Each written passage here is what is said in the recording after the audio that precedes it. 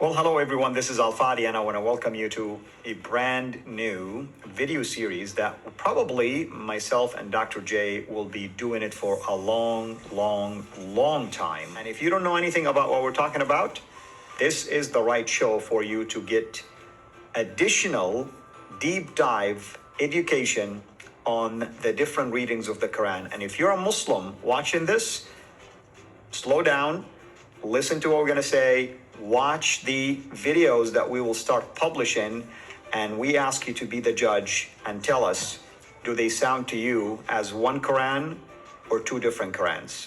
With that in mind, Dr. Shay, thank you so much for being here with us. Why did we call it two Qurans? And let's help our audience understand, what do we mean by Hafs and Warsh? Well, I want you to notice, what color shirt do I have on? Well, you have the one about the Quran. This is the brown shirt. Whenever I'm wearing a brown shirt, you know I'm going to be talking about the Quran. Right. Color code always is very important. Yeah. And I want to talk about these two books right here. These are the two books that are the most popular Qurans. Completely different, well, not completely, but different Qurans that are used in the world today. The black one over here is the Warsh. Right. The green one on this side is the Hafs. This is about 95 to 97% of the world's population now follow this reading. What do I mean follow? Means they memorize the Quran with this reading. So you want to memorize the Quran with this reading, you better not use this one. Why? Because 3% memorizes it this reading. Now you say, well, Muslims will say, well, they're the exact same reading. No, they're not. There are 5,000 different words between these two books. 5,000 different words. If you have different words, that means you have different sentences. If you have different sentences, that means you have different meanings. If you have different meanings, that will impinge on doctrine, that will also impinge on belief, and that will also impinge on practice. Now, Muslims have always said there's no difference between any belief, there's no difference between any practice, there's no difference between any doctrine. You hear them say it all the time, and they're saying, prove it. If you say that they are different, then show it. So that's exactly what we're going to do. We're going to now start and unpack these. We're going to do a few at a time. Each video, we're going to take one verse. How many verses do we have to go to? We have 93,000 verses we're going to be looking at. We're going to be doing this till we're old, in our 90s and decrepit. However, we want to look at these 5,000 just between these two, because these are just two of 30 official Qurans, which have 93,000 differences between them. We don't have time to do that. But if the Muslims say that there's no difference in doctrine, no difference in practice, no difference in belief, then I want them to just talk about these two. Let's just talk about these two, since these are the most popular in the world today. This one, which is the Hafs, is used almost all over the world since 1924. It was canonized. Well, that was just for Cairo. By 1936, it was canonized for Egypt. By 1985, it was canonized for the whole world by King Fahd. So this has become the canonical text. However, in North Africa, if you're in North Africa, you got to use this one, because there's 5,000 differences. You want to memorize it in the area, the way that you have memorized since you were a little child. So this one is used all over North Africa. About 3% of the world's population, so therefore use this reading. And that's why we've chosen these two, because they are the two most popular in the world today. And by looking, we're going to probably look at 43 of them. We could look at all 5,000, but let's just look at 43 of them. And we're going to start unpacking them a little at a time, because we only have so much time in the studio together. We can't do them all today. We will be doing them at other times. As long as I have a brown shirt, we'll be unpacking these. Yeah. Thank you for that introduction. And this is why I was telling you people, it's going to take us a long time. Whether 5,000, 1,000, or all 93,000, it's still going to take a long time. Now, here's why we call it two Qurans. Because if I want to follow the Islamic, basically, narrative, this Quran, that right here, the 1924 Hafs Quran, the most popular standardized Quran, is supposedly the preserved Quran that existed in heaven in a preserved tablets. But wait, we have another one called Warsh. Oh, a Muslim will say, no. They're both are one and the same. One and the same? Well, I speak Arabic, and I have to tell you, they sound different sometimes. And not only that, but there is some theological damage that comes out of these variants, these differences. We will unpack them one verse at a time and let you be the judge. If they sound the same, they read the same, or they mean the same. And you can decide for yourself if we're talking about one Quran preserved up in heaven or different Qurans, not to mention, of course, which one of them was revealed in the first place to the Prophet of Islam. And if they were all revealed, that's a whole different story, because we have different traditions about the surprise that the companions felt when they discovered that there were different ways to read the Quran. But this is not for this topic, and this is not for this video series. Now, remember, where do we find out how the Quran was written? We go to Al-Bukhari. Sahih Bukhari, volume 6, book 61, hadith number 509 and hadith number 510.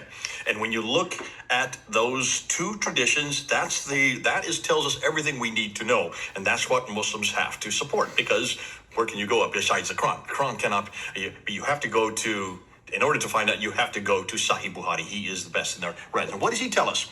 Well, he tells us that the Quran was written in its final form by Uthman. Well, actually, it was Zayd ibn Thabit there in 652. And that he took all the other ones that disagreed, which means all the ones from Iraq and all the ones from Syria, the ones from Kufa, from Basra, and from Damascus, and he had them burnt. He destroyed them because they disagreed. Since they disagreed, they were corrupted, right? So therefore, I would suggest that one of these two must be that Quran that is from 652, that is from the time of Uthman, that is from Mecca, Medina, that is the Qurayshi Quran, because that's the dialect, right? The Qurayshi dialect. Do you know where this was written? This is the one that is the Hafs. Do you know the city it was written in? Cairo. It was written by Hafs in 796 in Kufa. Yeah. Is Kufa in Iraq or is Kufa in Arabia? I always ask this question: how come it wasn't the reading of Ibn Kathir from Mecca? Exactly. Yeah. Or Nafi from Mecca. Why didn't they use one of the three major 10 ones that actually, when you look at all of them, you can see that this one was written hundreds of miles away and hundreds of years later, 144 years to be exact. Where is this one from? Warsh. Do you know where this is from? This is actually from Egypt. Cairo. Yep. And it's the only one from Cairo. It was chosen because it is the only one from Cairo. Well, how come the 1924 Cairo edition did not rely on Warsh from Cairo? Bingo.